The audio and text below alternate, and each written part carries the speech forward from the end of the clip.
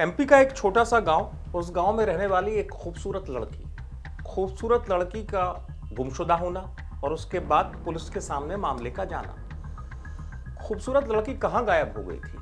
जैसा कि पुलिस के पास जानकारी मिलती है, घर वाले शिकायत दर्ज कराते हैं। पुलिस के पास जानकारी में ये बात आती कि उसकी सोशल मीडिया पर किसी से दोस्ती हुई थी और जिससे दोस्ती हुई थी वो लड़का उससे मिलने आया था, लेकिन उसके बाद लड़की गायब, लड़के का भी पता नहीं और लड़का लोकल का नहीं। पुलिस के सामने चैलेंज ये कि कौन है वो लड़का, क्योंकि गांव में पूछताछ होती है कि कोई आसपास का रहने वाला लड़का जिससे दोस्ती हो, साथ का कोई हो, लेकिन ऐसा कुछ था नहीं। कहानी में दोस्ती थी और दोस्ती जो है वो इश्क में बदल चुकी थी और यही वजह है कि 400 किलोमीटर दूर से मिलने वो आशिक उसके पास पहुंचा था। फर्क इतना था कि वो आशिक थोड़ा सनकी किस्म का था, इसलिए पुलिस के सामने चैलेंज जैसी बात आ गई। जी हाँ, जब पुलिस ने तफ्तीश शुरू की तो तफ्तीश में यह बात सामने आई कि ट्रेन के जरिए वही लड़का जो मिलने आया था लड़की को लेकर चला गया और मामला इश्क से अब किडनैपिंग तक पहुंच गया। अब पुलिस लगातार कोशिश कर रही थी लड़की के मोबाइल के जरिए, लोकेशन के जरिए कि क्या लोकेशन है, लेकिन लोकेशन कहीं दूर मिल रही थी। पुलिस अधिकारी बता रहे हैं कि कैसे दरवाजा तोड़कर सनकी आशिक के चैलेंज को पुलिस ने मिट्टी में मिला दिया। सुनिए।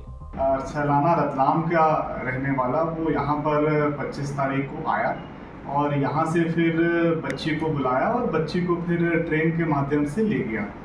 जैसी ही सूचना हमें मिली, हमने तत्काल धारा 137(2) में प्रकरण कायम किया और तत्काल छानबीन शुरू की और हमें उनके संबंध बीच में बने और वहाँ जाके भी उनके सैलाना में सब संबंध बने और उसके बाद यहाँ आकर उनका कथन लिया गया है और फिर धाराओं का इजाफा किया गया। दरअसल मामला ही कुछ ऐसा था कि पुलिस को लोकेशन मिल रही थी रतलाम के सैलाना के पास एक जंगल की और उसी जंगल में एक कमरा बना हुआ, उस कमरे में कैद करके गर्लफ्रेंड को उसने रखा था और पुलिस ने लोकेशन मिलने के बाद पुलिस के सामने चैलेंज ये था कि उस जंगल के अंदर घुसकर, ताकि उस सनकी आशिक को भनक न लगे, लड़की को बिल्कुल सकुशल वापस लाना और उसको आशिक को गिरफ्तार करना।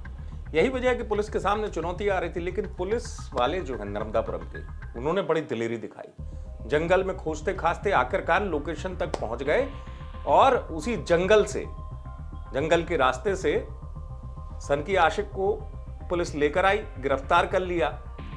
लड़की को भी वापस लाया गया, बयान दर्ज कराए गए लड़की के, जिसमें उसने तमाम बातें बताई कि उसने किडनैप किया, किडनैप करने के बाद उसके साथ दरिंदगी भी की। पहले दोस्ती, इश्क, फिर दरिंदगी तक बदल गई।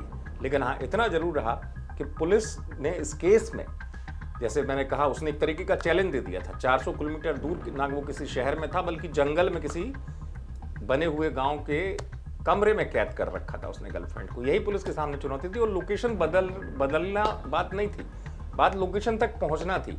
और यही वजह है कि पुलिस ने इस केस को सुलझाने में बड़ी दिलेरी दिखाई और इस वजह से पुलिस खुलासा करने में भी कामयाब हो गई। नर्मदापुरम से आप तक खबर पहुंचाई है पीताम्बर ने। आप देखते हैं।